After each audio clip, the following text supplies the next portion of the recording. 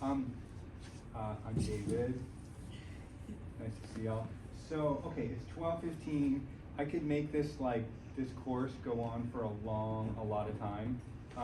So I'm trying to distill things down to a really efficient, sort of as simple a process as possible. So I made those videos on YouTube, and then after making those and then kind of thinking about things a little bit, I'm changing up the order and how I'm going to maybe do things, and I'm also winging it because I've never taught a course quite like this before.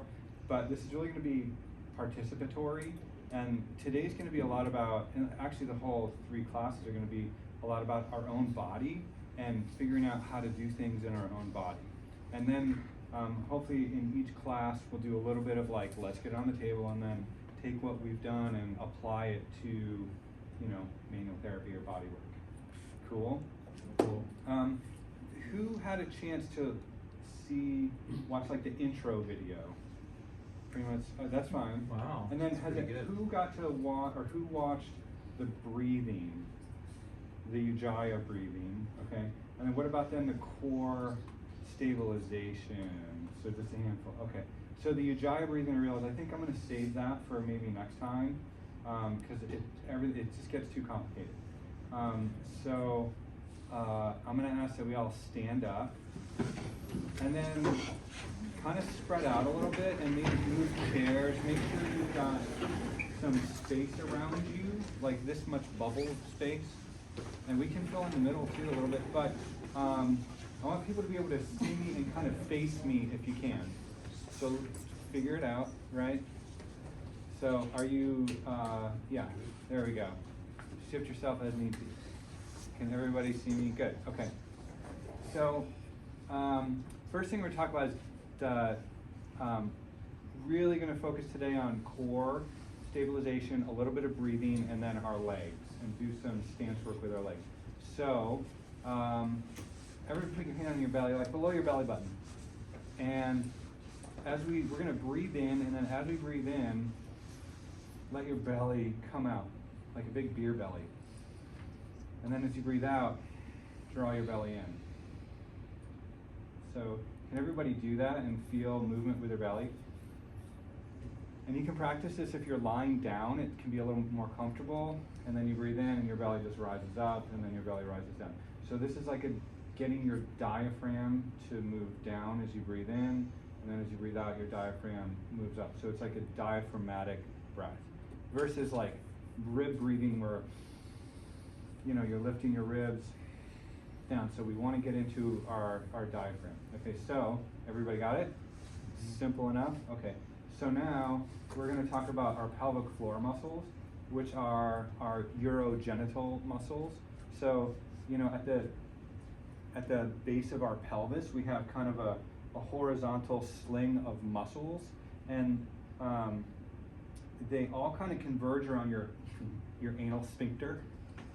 So to engage your pelvic floor muscles, it's sort of like preventing yourself from pooping your pants, right? Or stopping urinating in midstream, okay? So I can't demonstrate this, but I want everybody to try that and just pull up on these urogenital muscles. So it's gonna feel sort of like a contraction towards the midline and a little bit up. Everybody got that? Is there anybody, I know this is maybe a little weird to say, I don't understand it, but this is an important one. So anybody who doesn't have that basic concept and ability to do that, we've all been there, right? In the car. Oh shit. Okay. So now we've got, let's take a diaphragmatic breath. So your belly breath, and then as you exhale, draw up on the pelvic floor. Then as you inhale, you can relax the pelvic floor. Sorry. And then exhale and draw up on the pelvic floor again. Okay? Got that coordination? Okay? So now we're going to take the breathing a little differently and imagine, so we have the transversus abdominis, which is wrapping basically 360 degrees around our abdominal cavity.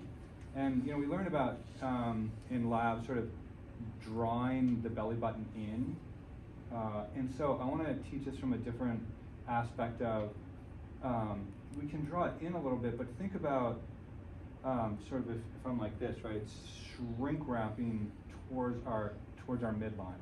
So it's like a 360 degree, just real gentle contraction in, and it's easier to do that also on the exhale. So let's take our belly breath in,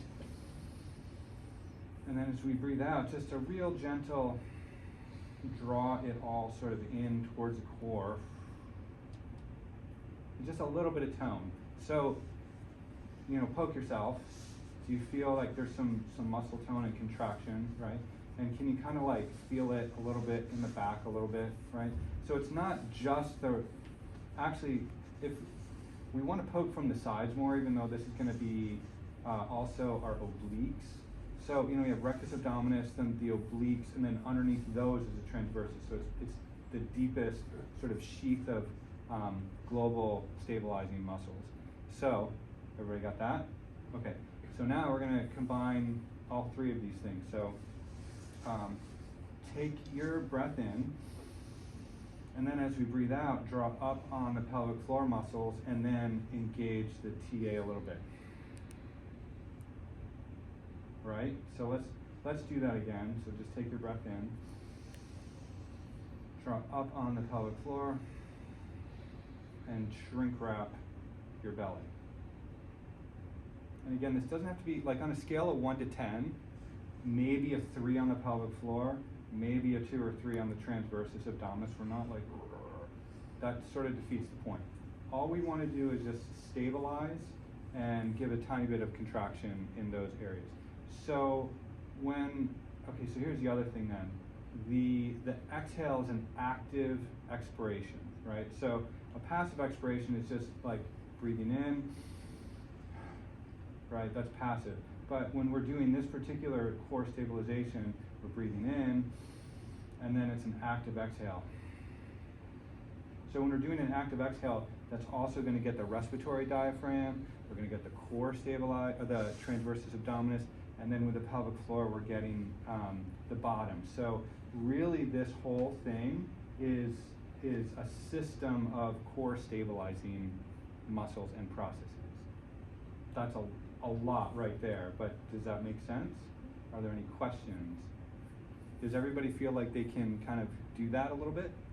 Okay, we're going to do it more now. So, but let's shift gears. So we're going to come back to that. So I'm going to take you through what I call the 1 minute warm up, but really it's probably going to be 2 minutes. So this is just going to go from head down to our feet and ankles, and we're going to do quick range of motion as a way to just kind of warm up for doing some other things. And this is stuff that you can do like even before you like start working on people if you want. So just go hands on your hips. And the first, actually, or we can go here. I'm going to do here. So first thing we're going to do flexion and extension in the neck. So hands behind the neck are just supporting in extension, which is what I like to do.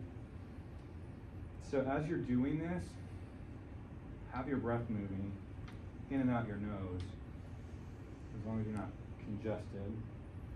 Okay, so all we're going to do is like 3 or 4 each side, then go a little lateral flexion from side to side. When I'm doing this, I like to think about lengthening up towards the ceiling to decompress my spine a little bit. So I'm like lifting the spine, it makes it a little easier. So just a little bit from each side. Again, this isn't so much stretching, it's just range of motion and sort of getting, part of this is like synovial fluid secreting in the joints, okay?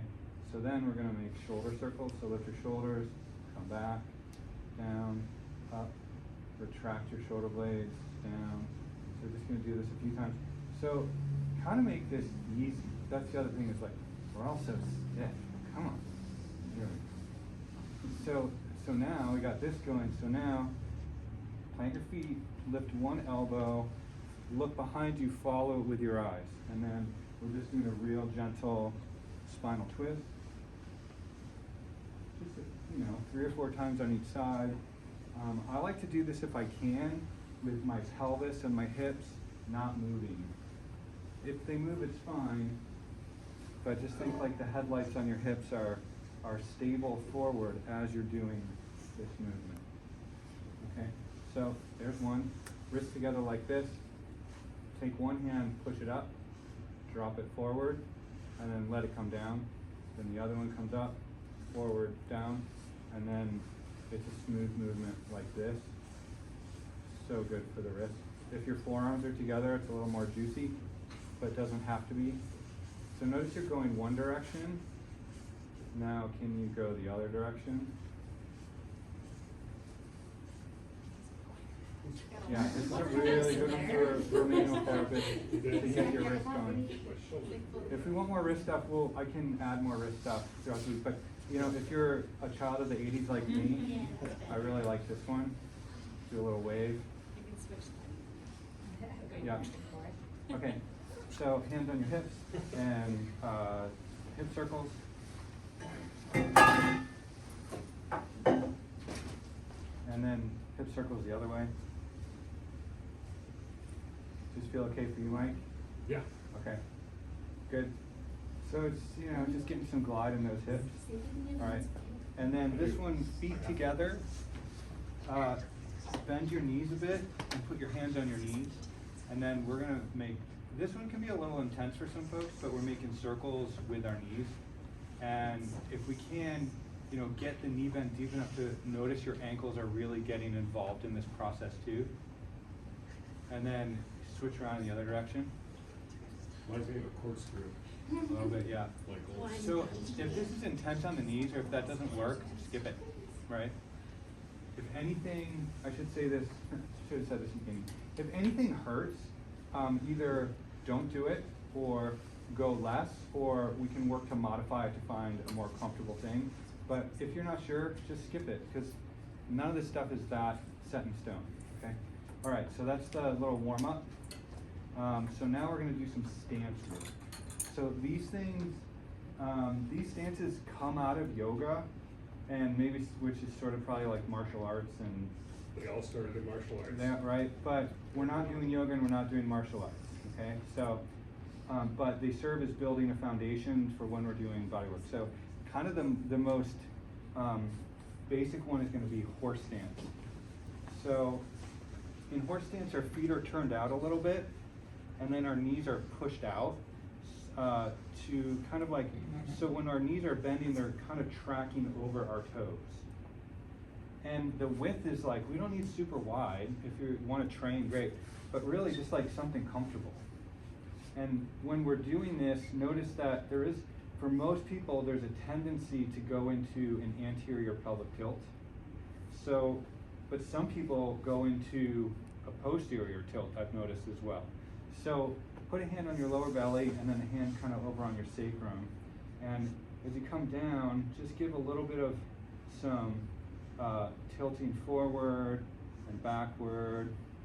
And then we want to feel somewhere like in the middle. And basically we're going for like neutral spine, okay? This is, if you haven't done horse stance, your thighs are probably you're already feeling it.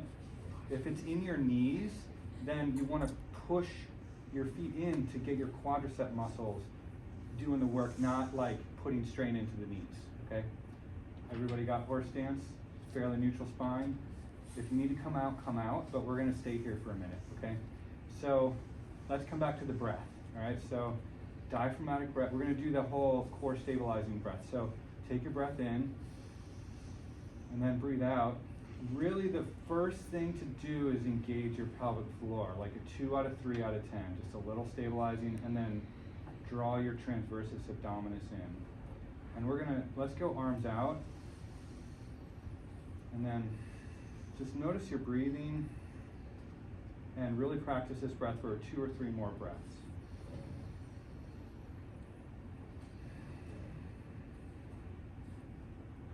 And again, yeah, it's great to have like spine straight, chest up. Weight is bearing a little bit more in the heels on this. Good. And really just think about how can I engage that whole core musculature. Okay, so breathe in, bring your arms up, look up at your hands, and then breathe out, bring your hands down. and really get a good strong core musculature here. And then let's come out, give ourselves a little break. Raise your hand if you find that to be challenging. A little bit, right? But anyone like that was really hard? Okay, so that was pretty, I'm trying to gauge where we're at. Okay, so shake out your legs, shake out your body a little bit. Okay, so now what we're gonna do is, can you see my feet?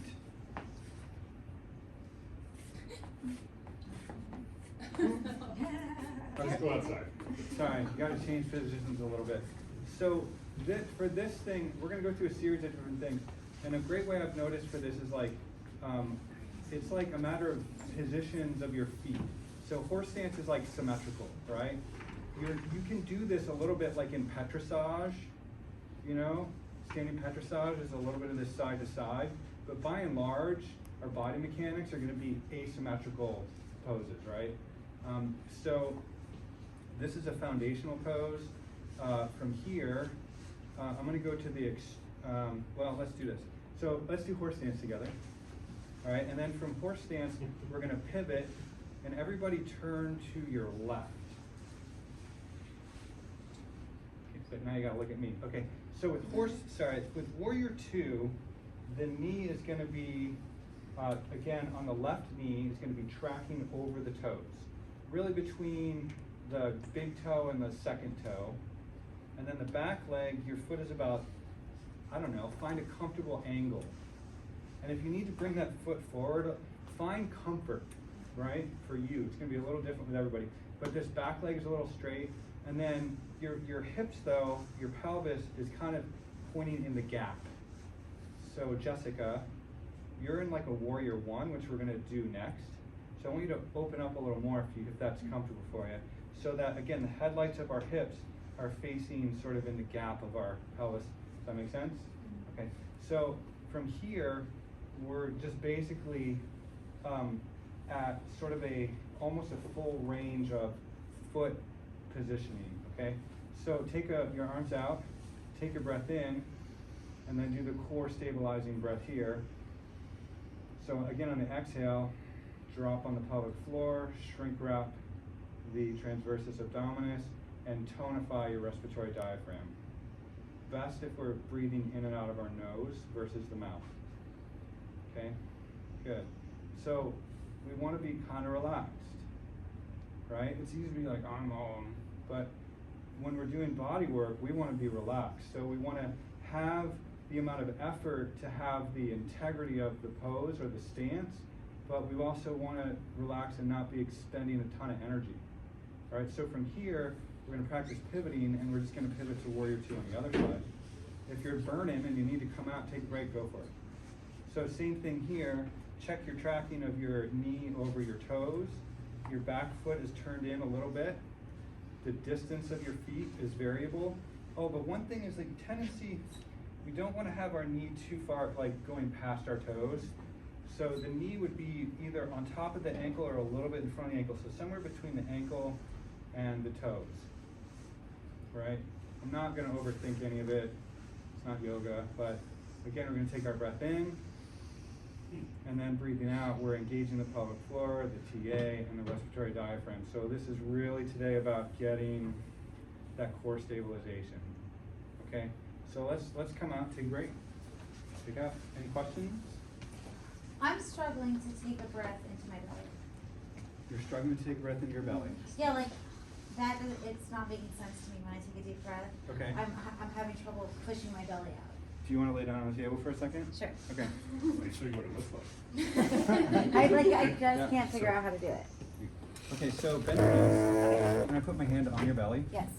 So I'm going to start right on your belly button. So take a breath in, and then as you breathe in, can you get your belly to raise up? And then raise down. Fall down. That's it. You did it. I know I can do it when I'm laying down. Mhm. When I'm standing, Yeah. it doesn't make sense. Okay, so let's stand up. So can I put my hand on your belly standing Yeah. up? Here, are we trying to face the camera? Just a little bit. Okay. So to the side. So, okay, so to take a breath and try it. You did it. I know I can make it happen. Yep. I just have to really think about it. Yep, okay. Is that normal? Yeah. Okay. That'll okay. make you really good at it when you get Okay, it. And right. we so often just breathe through our chest Yeah. that learning to diaphragmatic breathing Yeah. is really hard. Yeah. Like Okay. singers learn it, Yeah. and then that's about it. Okay. But you just did it. A lot of it is like you're doing it, and we're, sometimes we think like we have to be able to do it so much, but it's not even that you have to do it so much. And the other point is, it's not even about, it's, for me, the core stabilization is more about that exhale. So even if you're doing more of a rib cage breath on the inhale, if you're still like then dropping down and engaging your TA and the pelvic floor on the exhale, you're good. Okay. It's like we're doing this to learn how to protect our low back. Cool? Yes. Okay. But I think if I remember right, like 10% of our breathing can be done in our chest, and then like the rest is added by the diaphragm. So if you learn diaphragmatic breathing, you get much better oxygenation qualities than if Yes. you're just breathing through your Yeah. chest. So there's like benefit to it, but Yeah. it doesn't.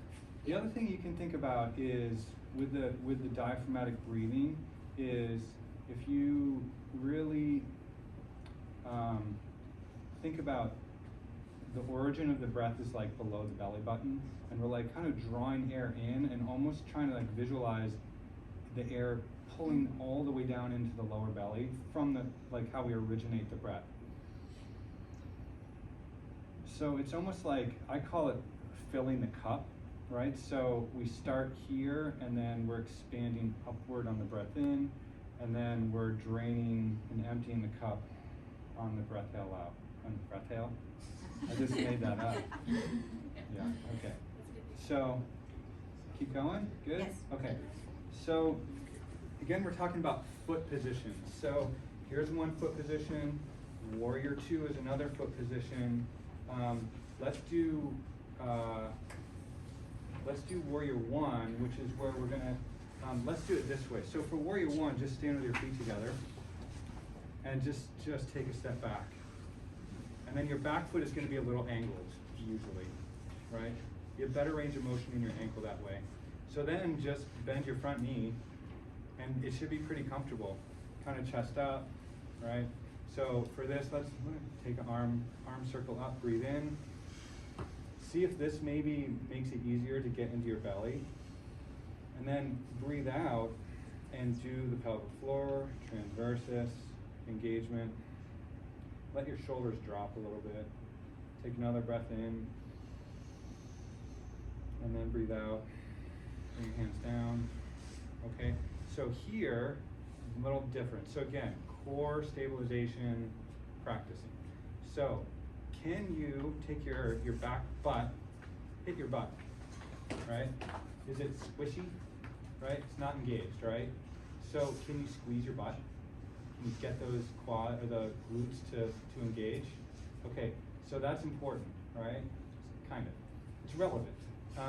So get your glutes to engage, and then can you use that to drive your heel back towards the floor, almost like you're going into extension. So basically we're doing isometric extension of that back leg. So if I have my legs straight and I push in, it's gonna push me forward a little bit. It's subtle, it might not be the thing that we can totally understand yet, but just know that's gonna be a concept that we're talking about. So if this translates into, like, if we're doing an elbow on somebody on the table, right, we can engage that glute and push that leg forward to bring our upper body forward more. So that movement is initiating from the back leg.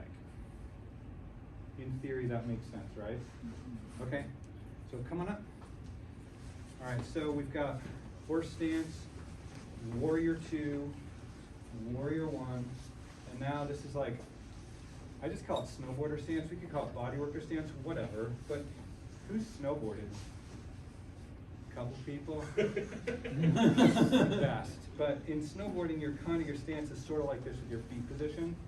This is kind of what I'm doing a lot of body work in. It's like in this stance, or my foot turn a little more. But the point is, we're not totally at the full range with our foot position. We tend to be a little turned in with that front foot. Okay, so and it's asymmetrical, right? Horse stance symmetrical, snowboarder stance is just a little more. So find a snowboarder stance. So make sure look at your feet position. So is it So- that one foot is essentially parallel and then one is? Sorry. Okay, so in this case, if from horse stance, let's turn the left foot a little further, and the right foot is going to turn also in the same direction, but not as far. So look around and at your buddies. So Tegan, take your right foot and turn it internal rotation of your right hip more, of your right foot, even more, even more, even more. Keep going, keep I was going. doing it the other direction. Yeah, even more. There you go. About like that, right? Does that make sense? So Melanie, same thing. So whatever way, pick a side, any side, doesn't matter. There you go. Great. So the point is, from here, then I want us to kind of go and just sort of get this smooth movement back and forth. Bearing weight on one foot, then the other, because again, if we're doing like an effleurage, right? So we're sort of like pushing, not doing a lot of pressure, but it's sort of a light pressure, but we're kind of moving in this direction. So, how am I doing? Okay, about 10 minutes. Great. This is good.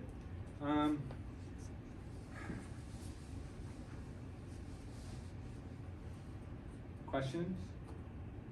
Everybody following? Everybody laughing at me? Okay.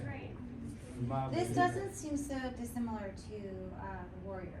It's not. It's sort of a hybrid between like Warrior 1, Warrior 2. You know, it's somewhere in the middle. But I'm just introducing foot positions, right? Because when we're in a bodywork situation, we're going to be shifting our foot positions all the time. And I'm not saying you have to assume these exact positions. I'm just introducing the concepts that will translate into, and this is where we'll get into the next part. This is all about how do we create force? How do we create force in our body to transfer that into the person on the table, right? So if we're, there's a, will you come here, Alexis? Can I push on you? Big tough guy? My back kind of hurts. Your back? Go easy, go Who's easy. not, who's like I'm just- feels, I'm just kidding. all right. So here, turn face me for a second. And then get in a little bit of a lunge, so you're not, okay. So if I'm like massaging somebody, and I'm like all in my shoulders and arms, okay? First of all, like, I can only get so much pressure and force that way. Does that make sense? Yeah. And it doesn't feel very good to the person on the table. But if I'm in like, let's say snowboarder, and I have this, so my center of gravity is a little lower, and I've got like a strong base, and especially with a core stabilization on all levels, and I come in here, and I just kind of like lean in, right? I'm using less effort to do that than I am to do that. And it doesn't feel good for the other person to have that. It feels good if I'm leaning in with the body weight. Does that concept make sense? You okay? Yeah, yeah. All right. Good stuff on. Okay. So, all right, so now we're going to talk about like vectors. What's a vector? It's a line. With the direction. Nah. A line of force, the direction, right? Like an angle of pressure, right? In bodywork language. So our vectors are going to also be, it's not necessarily one vector, or a vector is not necessarily one plane. Vectors are often going to be like in multiple planes, or even in what we're doing, sometimes a vector is going to be non-linear. Like if we're kind of like, you know, the body's not lines, it's you know, we're following the contour of the body. So the vector and the force that we're doing in body work, our belly button is kind of like, and our hips, sort of like this triangle, right? This is sort of like the force of vector that we're doing more or less should approximate what's going on from here, okay? So, so if I'm doing an elbow up somebody like this, it doesn't make sense for me to be too much in Warrior 1, because if they're here and I'm here, my vector is this way, and I'm running parallel to it, but if my vector is towards their body more, I'm going to get a better contact with it. Does that make sense? Right? So the other day, Amber, can I make a point? Remember the other day when we were doing the supraspinatus? Oh, yeah. And you were like, can you I was do? sitting Can right you next do to this? her. Right. So have a seat, right here. So you were kind of like, you're doing the supraspinatus work, and you were like this behind her and treating like this, right? It's okay. Right. And it was like, it's really, I mean, it's like, first of all, how do you get your body weight with that, right? So if I'm gonna do that, I'm gonna turn my body so that my belly button and like the pelvis and this center of gravity is facing wherever the treatment area is. So if I'm doing this, then, and at the same time too, I'm not just gonna scrub with my thumb, right? I'm gonna get in here and I'm just sort of like moving a very little bit, but I'm moving my whole body. So Amber, what feels better? Scrub, scrub, scrub, scrub, scrub, right? Number 2. This, or if I'm just like, right? And then the other thing is that the amount of pressure that is like, the force moves through my hands, and because it's not originating as much from my fingers, if I'm like scrub, scrub, scrub, scrub, scrub, scrub, scrub, versus if I'm using my whole body, that energy and the force is just moving through my hands. So it's way more energy efficient, and it's gonna make a huge difference on the amount of wear and tear on your hands. So I think hopefully at the end in class 3 we'll talk more about the hands and the thumbs, because it's really important. And I'm not an expert at it, but that's pretty much it. So we've got 5 minutes. What do y'all think? Do you want to just like find a table and just kind of like practice this stuff a little bit? Even like a good exercise would be, I don't know, you could lay down and maybe do just like some force in somebody's glutes. Who wants to be a demo? Whoever's first on the table gets to do it. All right. Jake's Okay. already lined up. All right. Oh, Jake's already lying down. Wrong way though. Okay, On that's his okay. glutes. Are you okay with just like this? Okay, so let's talk about, while we're at it, this is so important, is table height. Sorry, I'm gonna stay on this side. So for table height, we have hydraulic tables, which is, it's so good. It's so helpful. So typically, it's gonna be about a range from your knuckles here to your knuckles here. So this is the table too low? Yeah. A little bit, right? So I'm gonna bring it up.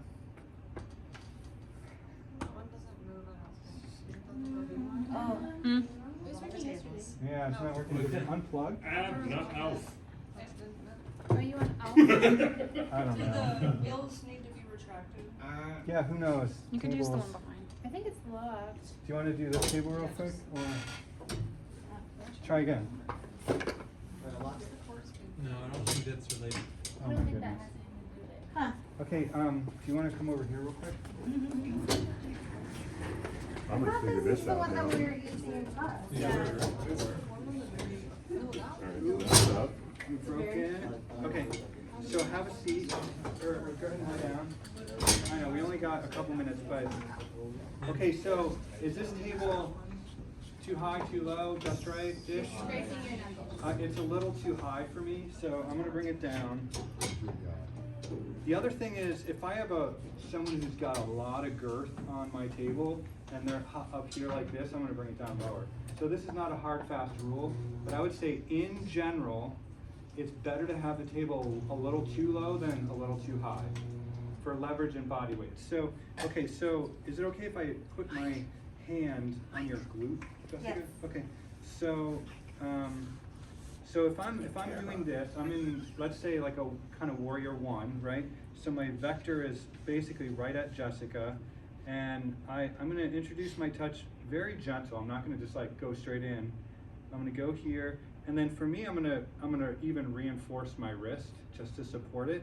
And even here, I just adjusted myself because I wanna get, like right here, I notice I'm a little bit off to the side, not as comfortable. So I just move over, and now I'm just gonna kind of lean in with my body weight, and I'm really coming in and using my back leg a lot. And then if I'm gonna engage the core stuff, that's it. So what's interesting is, okay, so Jessica, now I'm not gonna do body mechanics, ready? What, no, never mind. Actually, am I doing, what feels better? Number one,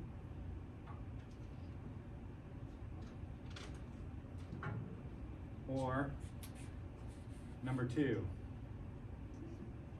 I was gonna say, if you turn sideways, you might be able to break your But body I don't know why they mechanics. both focus. Well, okay, I'm pretty good at what I do. But the point is, the second one was me just like pushing my arm in, right?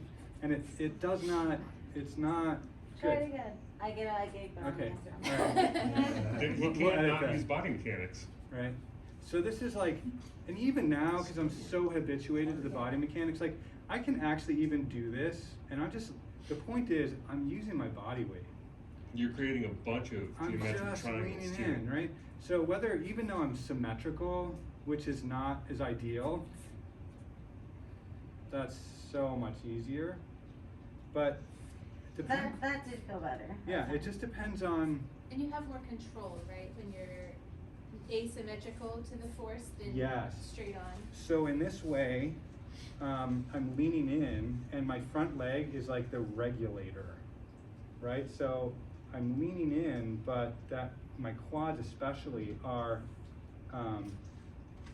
helping me to like, increase or decrease the pressure a little bit more. Does that make sense?